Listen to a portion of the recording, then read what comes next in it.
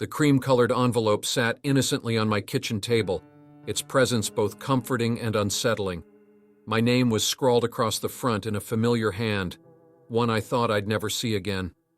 My fingers trembled as I reached for it, my heart pounding in my chest. I'd always loved my birthday, but since Robert's passing 2 years ago, the day had lost its magic. This year, I'd planned to spend it alone, nursing my grief with a bottle of wine and memories. But now, staring at this impossible piece of mail, everything changed. Taking a deep breath, I carefully opened the envelope, half expecting it to disintegrate in my hands like a dream. Inside was a birthday card, nothing fancy, just a simple design with a cake on the front. I opened it slowly, and my breath caught in my throat. "My dearest Sarah," it began in Robert's unmistakable handwriting. "Happy 45th birthday, my love.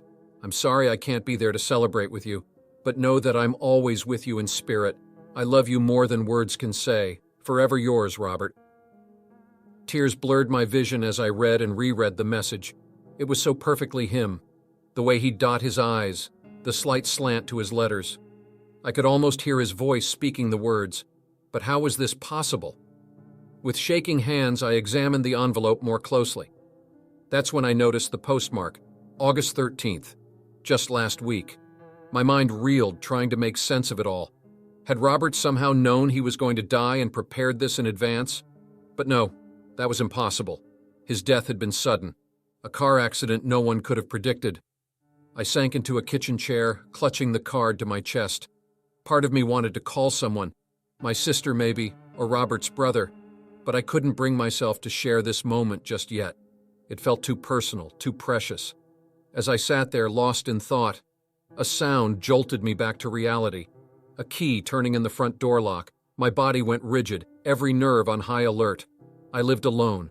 No one else had a key, except... "Hello?" I called out, my voice barely above a whisper. No response. Slowly I stood up, my legs shaky beneath me.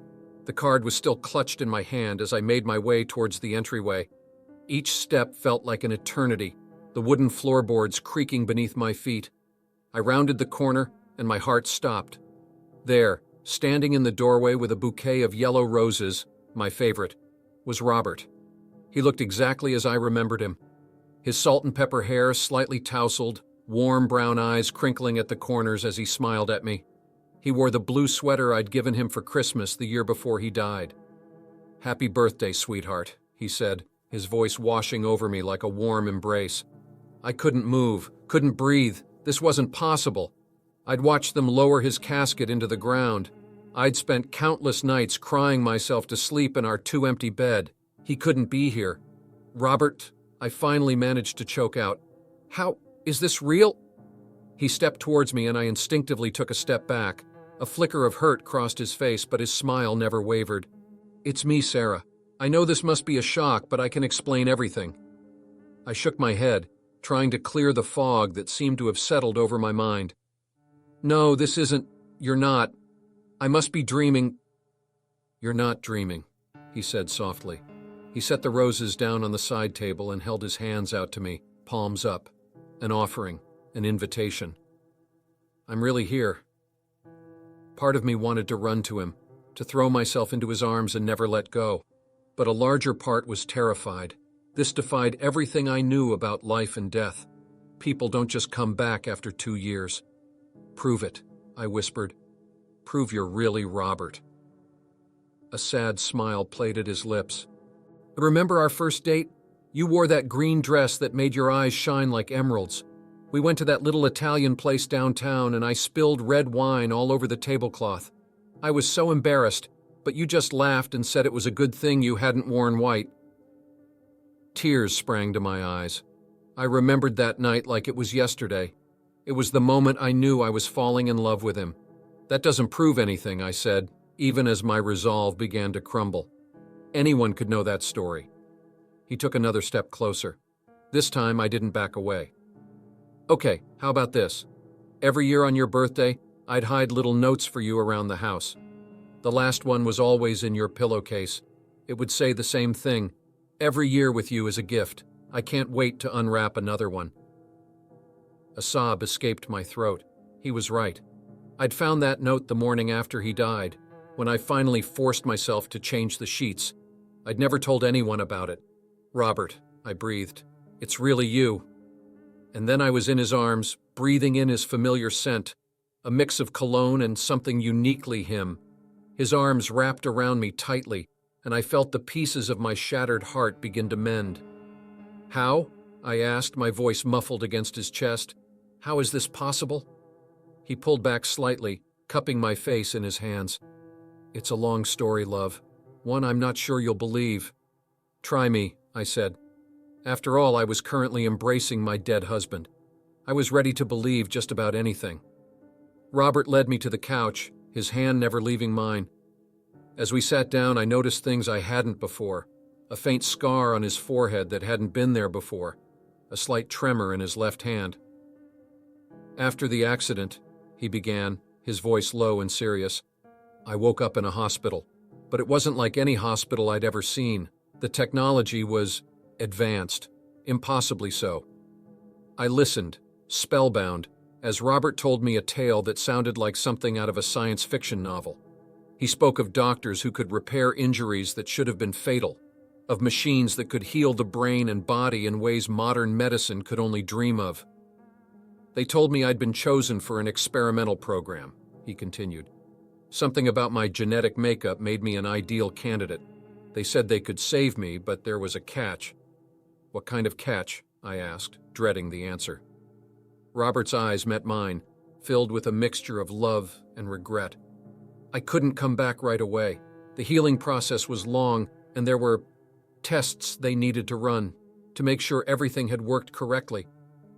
"2 years," I whispered. "You let me think you were dead for 2 years." Pain flashed across his face. "I didn't have a choice, Sarah. They wouldn't let me contact anyone. Said it could jeopardize the entire program. But I thought of you every day. I fought to get back to you. I wanted to be angry. I wanted to scream at him for the pain he'd put me through, for the nights I'd cried myself to sleep, for the future I thought we'd lost. But looking at him now, alive and whole, I couldn't summon the anger. All I felt was overwhelming relief and love." "What happens now?" I asked, suddenly afraid. "Are they going to take you back?" Robert shook his head, a smile spreading across his face. "No, love, I'm here to stay. They've released me from the program. We can pick up right where we left off." It sounded too good to be true. Part of me was still waiting to wake up, to find this had all been a cruel dream. But Robert's hand in mine felt real. The warmth of his body next to me was real. "There's so much to catch up on," I said, my mind whirling with everything that had happened in the past 2 years. "So much has changed." "We have time," Robert assured me. "All the time in the world." As if on cue, the grandfather clock in the hallway began to chime. Midnight. My birthday was over, but it felt like my life was just beginning again. Robert stood, pulling me gently to my feet. "I believe I owe you a proper birthday celebration," he said with a grin. "How about we start with some cake?" I laughed, the sound strange and wonderful in its unfamiliarity. When was the last time I'd truly laughed? "Cake sounds perfect," I said. As we walked hand in hand to the kitchen, I marveled at the turn my life had taken. This morning I'd woken up a widow, dreading another lonely birthday. Now I was walking with my husband, brought back to me by some miracle I didn't fully understand. There would be questions, of course, explanations to be made, legalities to sort out. The world thought Robert Winters was dead. His reappearance would cause quite a stir, but all of that could wait. For now, I just wanted to enjoy this moment, to savor the feel of Robert's hand in mine, to bask in the love I thought I'd lost forever. As Robert rummaged through the cupboards for candles, humming softly to himself, I sent up a silent prayer of thanks. Whatever forces had brought him back to me, I would be forever grateful. This was, without a doubt, the best birthday gift I could have ever received. The laughter of children filled the air, a cacophony of joy that should have warmed my heart. Instead, a chill ran down my spine as I counted the small figures darting around my backyard. 1, 2, 3, wait. Who was that? I blinked, trying to focus on the blur of motion and color. My daughter Emily's 7th birthday party was in full swing, a whirlwind of streamers, balloons, and sugar-fueled excitement. But something was off. I couldn't shake the feeling that we had an uninvited guest. "Hey, honey," my husband Mark said, appearing at my side with a tray of juice boxes. "Everything okay? You look like you've seen a ghost." I forced a smile, not wanting to alarm him. "It's nothing. Just making sure we have enough snacks for the kids." But as I helped him distribute the drinks, my eyes kept scanning the crowd. There, a flash of red near the bounce house. A child I didn't recognize, wearing a bright red t-shirt. I frowned, trying to remember if Emily had mentioned inviting anyone new. "Mark," I said, keeping my voice low, "do you recognize that kid in the red shirt? By the bounce house?" He squinted, following my gaze. "Huh, no, I don't think so. Must be a friend from school we haven't met yet." I nodded, but uncertainty gnawed at me. We'd sent invitations to Emily's entire class, and I'd made a point of introducing myself to each parent as they dropped their kids off. How had I missed this one? As the party progressed, I found myself constantly drawn to the child in red. Every time I tried to get a closer look, they seemed to melt into the crowd or duck behind another guest.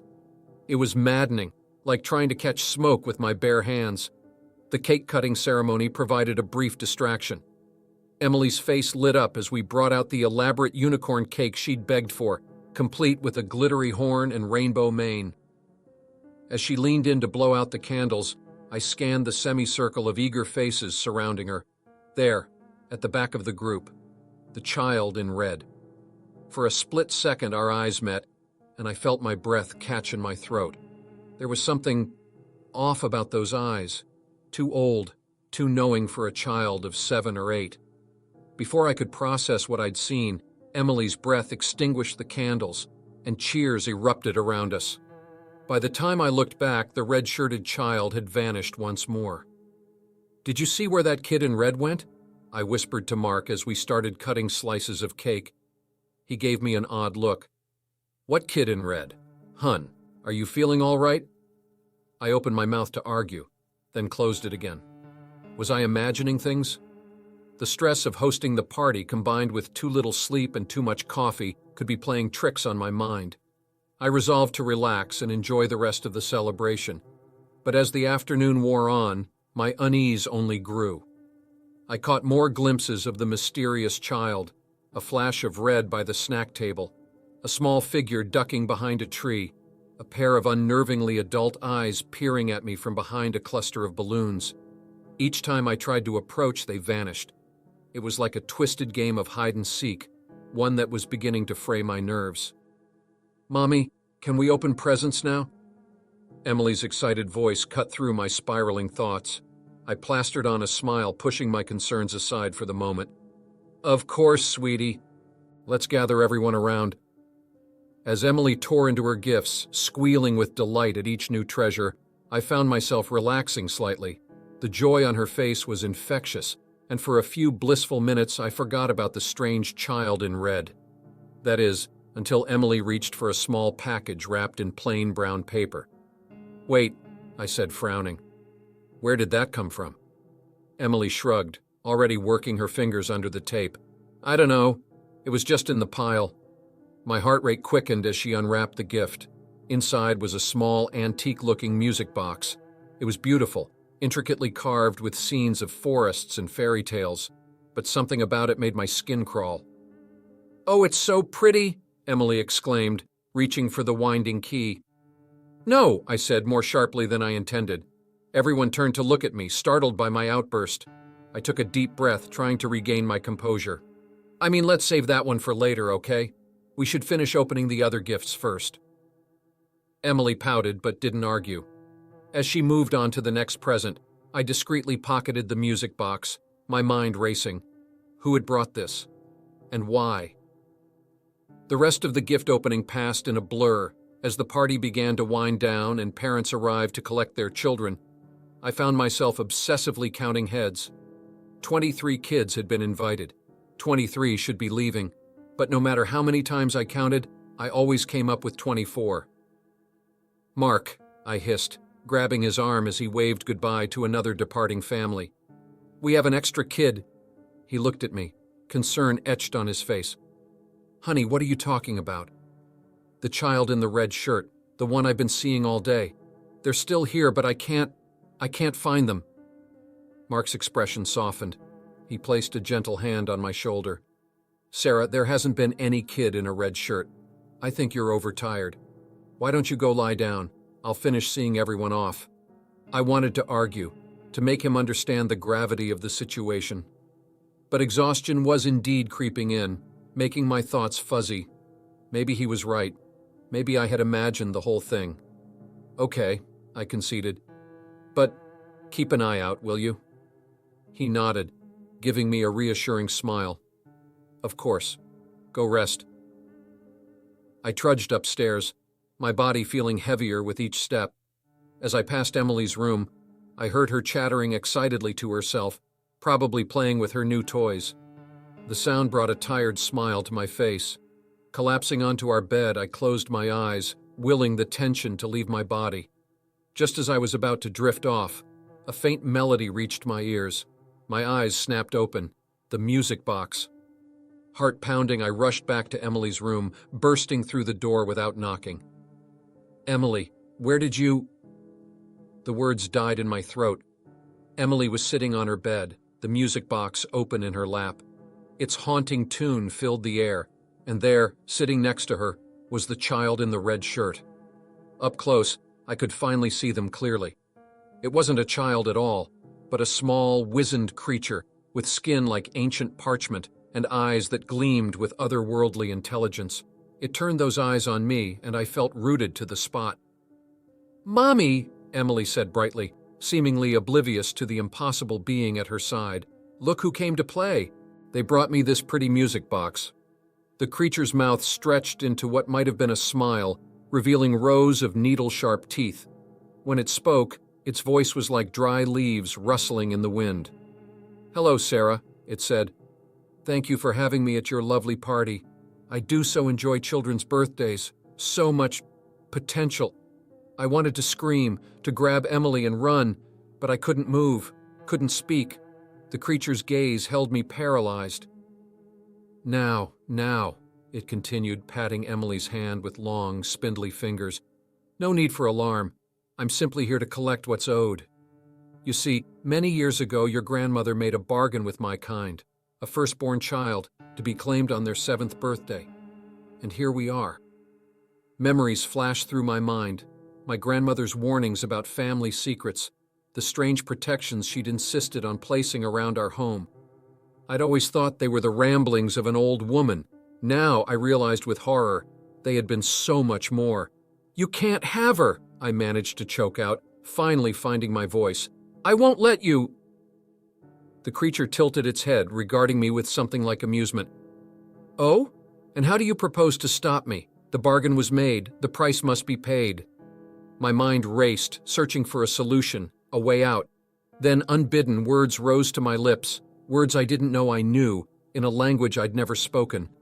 The creature's eyes widened as I began to chant. The air in the room grew thick and heavy, charged with an unseen energy. The music box's melody warped and distorted before cutting off abruptly. "No!" The creature shrieked, its form beginning to waver and blur. "This isn't possible! The knowledge was lost!" But I continued, the words pouring out of me like a river breaking through a dam. With each syllable, the creature seemed to lose substance, fading like mist in the morning sun. As I spoke the final word, there was a thunderous crack. The music box shattered, and the creature vanished with a howl of rage and despair. Silence fell. Emily blinked, looking around in confusion. "Mommy, where did my new friend go?" I rushed to her, gathering her in my arms and holding her tight. "It's okay, sweetheart. They had to go home." As I held my daughter, I made a silent vow. I would learn everything I could about my family's history, about the bargains made and the prices owed. I would protect Emily, no matter the cost, because I knew, with bone-deep certainty, that this was not the end. The uninvited guest might be gone for now, but others would come, and next time, I would be ready. The first thing I noticed was its eyes. Cold, glassy, and unnervingly lifelike. They seemed to follow me as I turned the porcelain doll over in my hands, its delicate features an eerie mirror of my own. This was not the sweet 16 I had imagined. "Do you like it, Lily?" my mom asked, her voice tinged with excitement. "It was on the gift table, but there wasn't a card. Maybe it's from one of your school friends." I forced a smile, trying to hide my discomfort. "Yeah, it's unique. Thanks, Mom."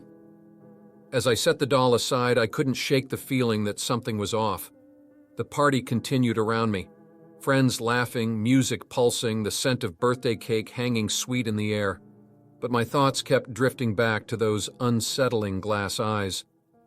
Later that night, after the last guest had left and the house had fallen quiet, I found myself alone in my room. The doll sat on my dresser, its porcelain face illuminated by the soft glow of my bedside lamp. I approached it cautiously, as if it might suddenly spring to life. Up close, the craftsmanship was undeniable.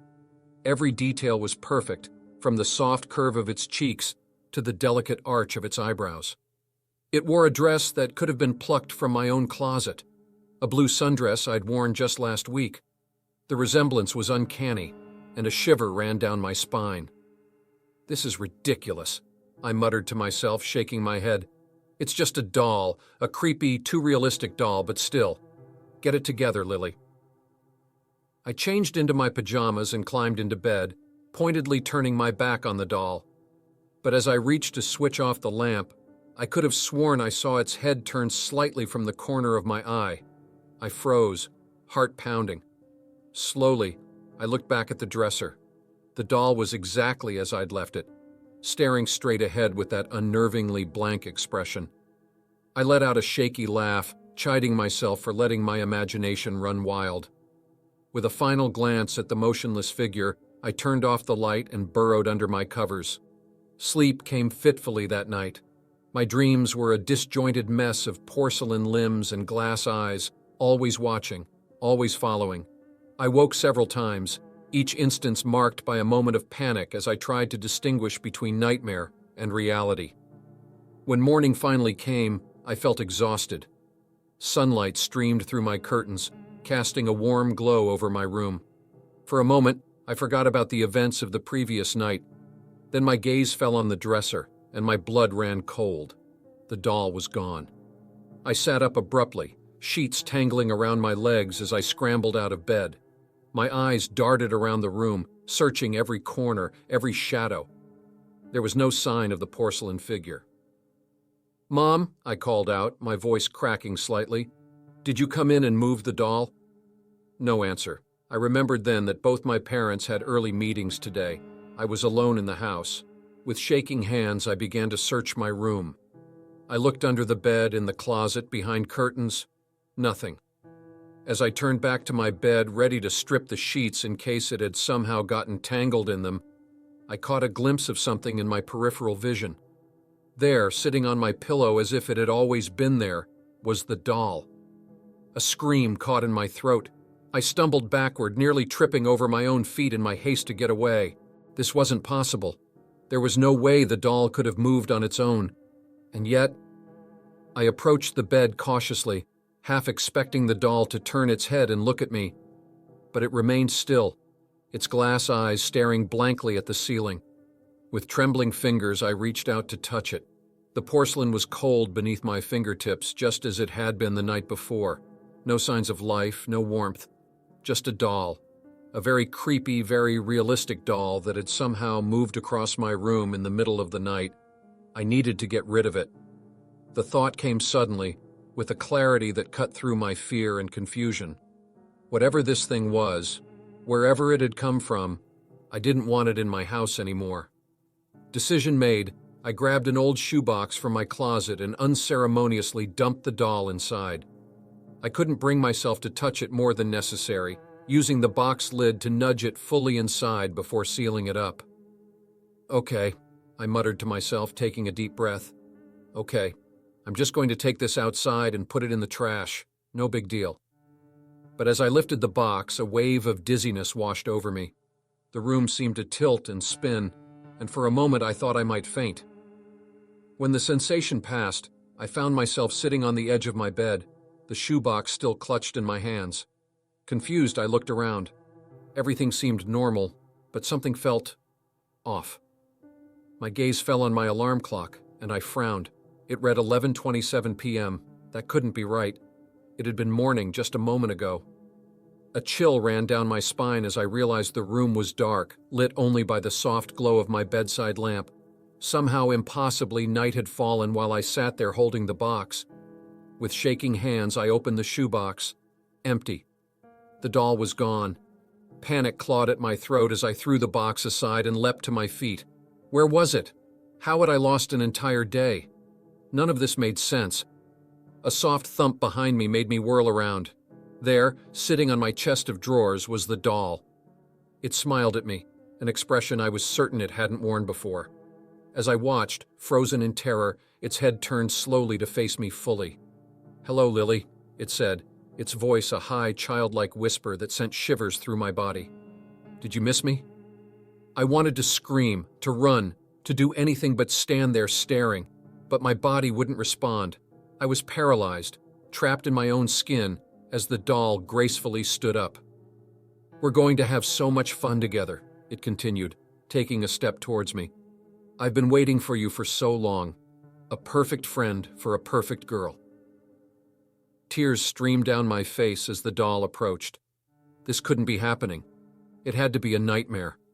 I silently begged myself to wake up, to break free from this terrifying dream. The doll was at my feet now, looking up at me with those glass eyes that suddenly seemed so alive. It reached out a tiny porcelain hand, its fingers brushing against my leg. At its touch, I felt a jolt of electricity course through me. Suddenly, I could move again. Without thinking, I kicked out, sending the doll flying across the room. It hit the wall with a sickening crack, pieces of porcelain scattering across the floor. For a moment, everything was silent. Then slowly, the broken pieces began to move. They skittered across the floor like insects, converging in the center of the room. Before my horrified eyes, they began to reassemble. "That wasn't very nice, Lily." The doll's voice came from the half-formed figure. "Friends shouldn't hurt each other, but don't worry. I forgive you. And now, it's time for you to join me." As the last piece clicked into place, I felt a strange sensation washing over me. My skin began to harden, taking on a glossy sheen. My joints stiffened, movements becoming jerky and unnatural. "No," I tried to say, but my lips wouldn't move. I was changing, transforming into something inhuman, into a doll. The last thing I saw before my eyes glazed over was the doll, my doll, smiling up at me. "Happy birthday, Lily," it whispered. "Welcome to your new life." And then everything went dark. I don't know how long I've been like this. Days, weeks, maybe even months have passed. I sit on my shelf, watching as life continues around me. My parents, frantic with worry, searching for their missing daughter. Friends coming by with tears in their eyes and missing posters in their hands. And through it all, she's there. The doll that was me, now wearing my face, living my life. No one suspects. No one sees the truth behind those glass eyes. But I'm still here, trapped in this porcelain prison, waiting, watching, and hoping that someday someone will look closely enough to see the real Lily hidden behind the doll's smile. Because in the end, that's the true horror of my story. Not that monsters exist, but that they can wear our faces so perfectly that even those closest to us can't tell the difference. So if you ever receive a gift, a doll that looks just like you, be careful. Look closely at those glass eyes. And whatever you do, don't let it touch you. Because you never know when you might become the gift yourself. The neon glow of my new VR headset bathed my darkened bedroom in an eerie blue light. My heart raced with excitement as I lifted the sleek device, a birthday gift that promised to transport me to new worlds. Little did I know, it would reveal something terrifying in my own. "Happy birthday, champ," Dad's voice echoed in my head as I recalled opening the gift earlier that day. "Now you can explore all those virtual worlds you're always talking about. If only he knew what I was about to discover." I slipped the headset over my eyes, adjusting the straps for a snug fit. The startup screen materialized before me, a floating interface surrounded by a star-filled void. My fingers danced over the touch-sensitive controllers, navigating through menus until I found the game I wanted to try first: Ethereal Explorers. As the game loaded, I couldn't help but grin. This was it, my first step into true virtual reality. The blocky graphics of my old games were nothing compared to this. I was about to be fully immersed in another world. The loading screen faded, replaced by a lush alien landscape. Bioluminescent plants pulsed with light, casting shifting shadows across the terrain. 2 moons hung in the sky, their pale light filtering through wispy clouds. It was breathtaking. I took a tentative step forward, marveling at how my real-world movement translated into the game. The grass beneath my virtual feet swayed realistically. In the distance, I could hear the calls of strange creatures, beckoning me to explore. That's when I saw it, a flicker of movement in my peripheral vision. At first, I thought it was just part of the game, maybe some kind of alien wildlife or a visual effect. But as I turned to get a better look, my blood ran cold. There, standing in the corner of my real bedroom, was a dark figure. I froze, my heart pounding in my chest. This couldn't be part of the game. The VR headset had external cameras that allowed for a pass-through view of the real world, designed to prevent users from bumping into things. Somehow those cameras were picking up something, or someone, in my room. Slowly, careful not to make any sudden movements, I reached up to adjust the headset. Maybe it was just a glitch, a shadow cast by my furniture playing tricks on the cameras. The figure didn't move. I swallowed hard, my mouth suddenly dry. "Hello?" I called out, my voice barely above a whisper. No response. With shaking hands, I pulled off the headset, ready to confront whatever was in my room. But as my eyes adjusted to the darkness, I saw nothing. The corner where the figure had been standing was empty. Relief washed over me, followed quickly by embarrassment. I'd let my imagination run wild, spooked by shadows and the immersive nature of the game. Chuckling nervously to myself, I slipped the headset back on, determined to enjoy my birthday gift. The alien world materialized around me once more. I took a deep breath, pushing the unsettling experience to the back of my mind. It was time to explore. For the next hour, I lost myself in the game. I scaled towering crystal formations, battled gelatinous creatures with tentacles, and solved puzzles that bent the laws of physics. It was everything I'd hoped virtual reality would be. But as I navigated a particularly tricky section of the game, that nagging feeling returned. Something didn't feel right. The hairs on the back of my neck stood up, and I couldn't shake the sensation of being watched. Almost against my will, I found myself turning to look at that corner of my room again. The figure was back. This time it was closer. Close enough that I could make out more details. It was tall, unnaturally so, with limbs that seemed too long for its body. Its face, if you could call it that, was a featureless void, darker than the shadows around it. I stumbled backward, both in the game and in my real room. My back hit the wall and I let out a strangled yelp. This couldn't be happening. It had to be a malfunction, a cruel prank, anything but real. With trembling fingers, I once again removed the headset, and once again my room was empty. I sat there on the floor, the headset clutched to my chest, trying to make sense of what was happening. Was I losing my mind? Had I fallen asleep while playing, and this was all some kind of vivid nightmare? Part of me wanted to turn off the headset, to shove it back in its box and forget about it. But a larger part, the part that had always been drawn to mysteries and the unknown, needed to know what was going on. Taking a deep breath to steady myself, I put the headset back on. The game world flickered into existence, but I barely noticed it. My attention was focused entirely on that corner of my room.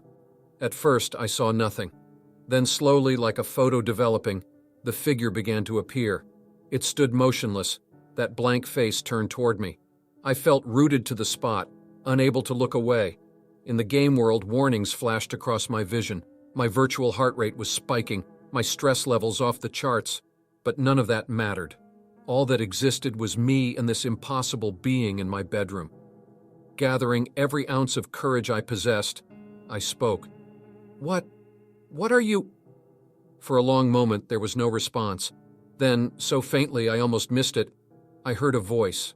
It didn't come through the headset's speakers, but seemed to echo directly in my mind. "I am what you have invited," it said, its tone neither male nor female, neither young nor old. "A watcher, a guardian, a warning." My mouth went dry. "A warning? About what?" The figure took a step closer, its movements fluid and unnatural. "About the worlds you seek to explore, about the dangers that lie beyond the veil of reality." I wanted to run, to tear off the headset and never put it on again. But something kept me rooted in place, a morbid fascination overwhelming my fear.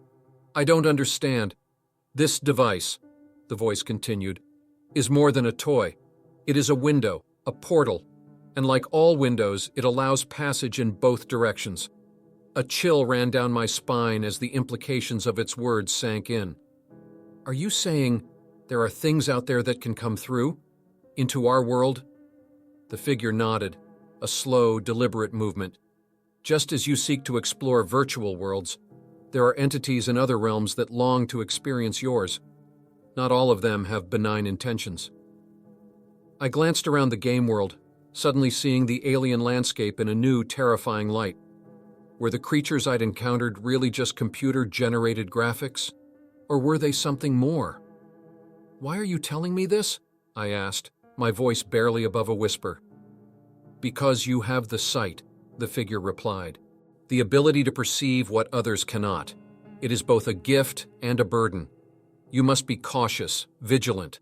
The barriers between worlds are thinning, and you stand at the threshold." As if to emphasize its point, the figure began to change. Its form shifted and blurred, taking on aspects of the alien world around us. For a moment, it was as if reality itself was bending, the line between the virtual and the real becoming indistinct.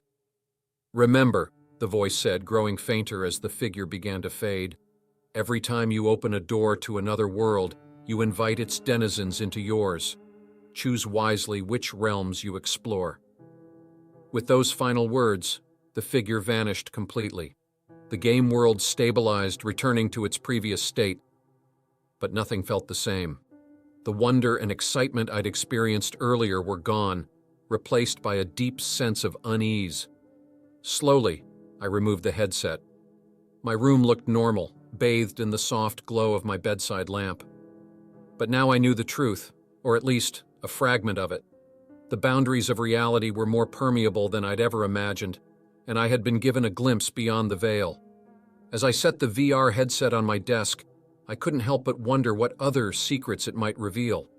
Part of me was terrified at the prospect of using it again, of potentially encountering more entities like the one I'd seen.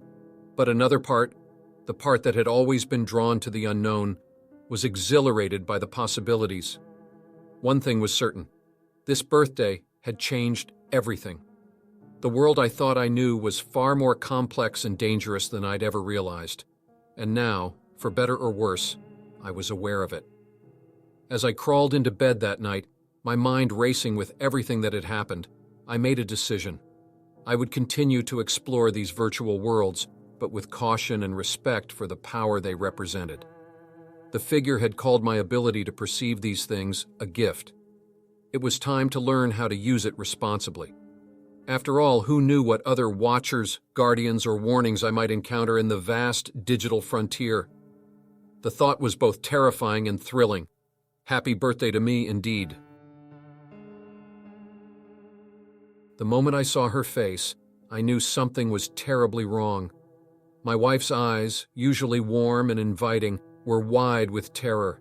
Her lips, which I'd kissed goodbye just hours ago, formed two words that sent a chill down my spine. That's not me. I'd spent weeks planning this surprise party for Sarah's 40th birthday. Every detail was perfect, from the elegant decorations to the guest list full of her closest friends and family. But as Sarah stood frozen in the doorway, her gaze fixed on something behind me, I realized I'd invited an uninvited guest. Slowly, I turned to follow her line of sight. There, standing among our friends, was Sarah, or at least someone who looked exactly like her. Same chestnut hair, same green eyes, same small scar on her left cheek from a childhood accident. The resemblance was uncanny, down to the birthmark on her collarbone peeking out from her blouse. For a moment, the world seemed to tilt on its axis. My mind struggled to process what I was seeing. Two Sarahs, identical in every way, except for the looks on their faces. The one by the door, my Sarah, looked terrified. The other wore a smile that didn't quite reach her eyes. Surprise! The Sarah among the guests called out, her voice a perfect mimic of my wife's. "Oh, you should see your face! I couldn't resist playing a little trick." Our friends laughed, clearly thinking this was all part of the plan. A twin sister, perhaps, or an incredibly convincing costume. But I knew better. Sarah was an only child, and the woman I'd left sleeping in our bed this morning had no idea about the party. I turned back to the Sarah in the doorway, questions burning in my eyes. She gave an almost imperceptible shake of her head, her eyes pleading with me to understand. Whatever was happening, she didn't want to cause a scene. Not yet. "Well," I said, forcing a laugh that sounded hollow even to my own ears, "you certainly got us. Why don't you both come in and we can get this party started?" The next hour was the most surreal of my life. I watched as two versions of my wife mingled with our guests. The Sarah who had arrived at the door stuck close to me, her hand gripping mine so tightly it almost hurt. The other Sarah flitted from group to group, laughing and chatting as if she'd known these people all her life. "What's going on?" I whispered to my Sarah when we had a moment alone. "Who is she?" Sarah's eyes darted around the room, always coming back to rest on her double. "I don't know," she said, her voice barely audible. "I woke up late this afternoon and found the bedroom door locked from the outside. When I finally got out, I realized someone had been in our house using my things. I rushed here as fast as I could, but—" She trailed off, her gaze once again fixed on her doppelganger. I felt a cold knot of fear forming in my stomach. "We need to call the police," I said, reaching for my phone. Sarah's hand shot out, stopping me. "No, we can't, not yet. Look at her, she's exactly like me. Who would believe us?" She had a point. Even I, who knew Sarah better than anyone, was having trouble telling them apart when they weren't side by side. If we called the police now, we'd likely be dismissed as pranksters or worse. "Then what do we do?" I asked, feeling helpless. Sarah took a deep breath, steeling herself. "We play along. For now, we need to figure out who she is and what she wants, and we need to do it without tipping her off." I nodded, though every instinct screamed at me to grab Sarah and run. But she was right. We needed answers. As the party continued, I found myself in a bizarre dance, trying to keep track of both Sarahs without being obvious about it. The imposter was good, incredibly good. She knew details about Sarah's life that only Sarah should know. She hugged Sarah's best friend with just the right amount of affection, laughed at inside jokes, and even remembered to ask about a coworker's sick mother. But there were moments when the mask slipped. A flash of confusion when someone mentioned a childhood memory. A slight hesitation before answering a question about Sarah's favorite book. Tiny cracks in an otherwise perfect performance. My Sarah noticed too. I could see it in the way her eyes narrowed, cataloging each slip-up. She was always the more observant one in our relationship, able to read people in a way I never could. Now those skills were being put to the ultimate test. As the night wore on, guests began to leave. With each departure, the tension in the room ratcheted up a notch. Soon it was just us. Me, my Sarah, and the woman wearing her face. "Well," the imposter said, her smile never wavering, "that was fun, but I'm exhausted. Shall we head home, darling?" She reached for my hand, and I had to fight the urge to recoil. My Sarah stepped between us, her eyes flashing with a mixture of fear and determination.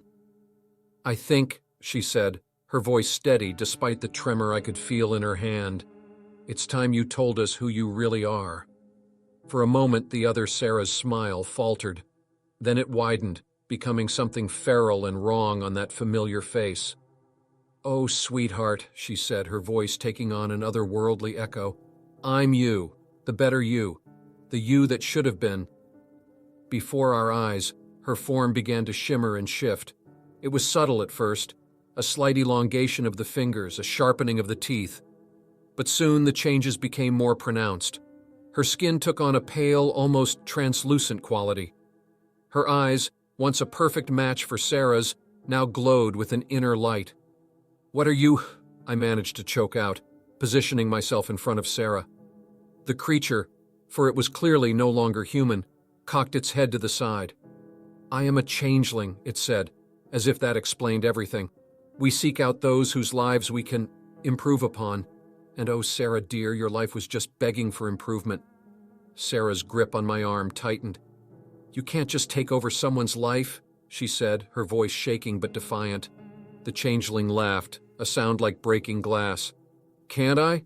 I've been doing it for centuries, and I must say your life is one of the more pleasant ones I've stepped into. Loving husband, good friends, successful career. It's almost a shame you came home early. We could have all been so happy."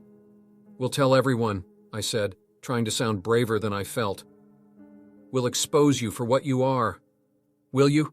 the creature asked, its smile turning cruel. "And who do you think they'll believe? The woman they've known for years, or the raving couple claiming she's been replaced by a mythical creature? Face it, dears, I've won." But as it spoke, I saw something change in Sarah's eyes. The fear was still there, but now it was overshadowed by a fierce determination. She stepped forward, squaring her shoulders. "No," she said, her voice gaining strength with each word.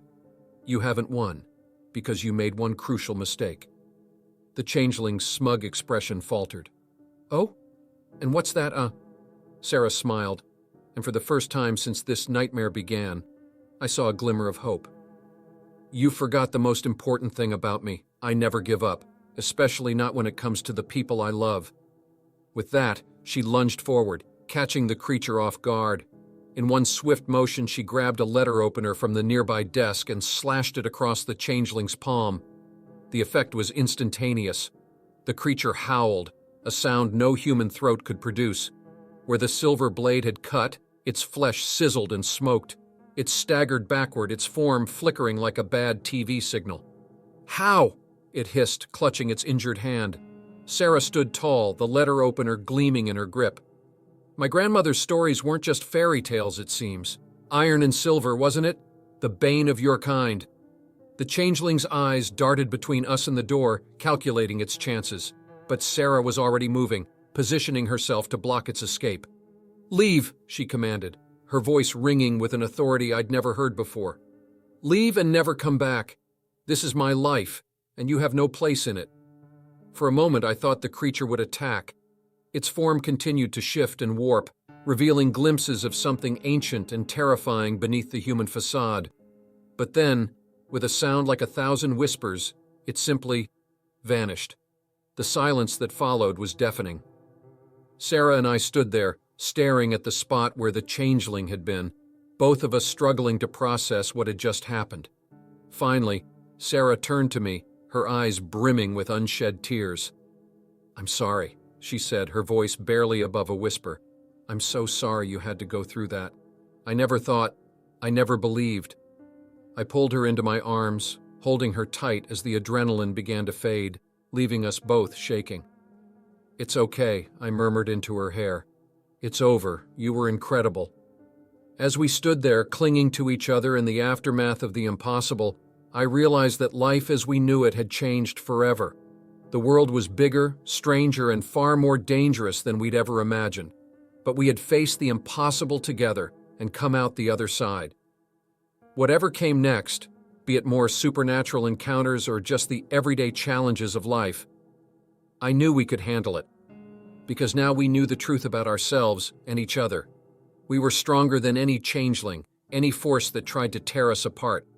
And that, I realized, was the greatest birthday gift of all.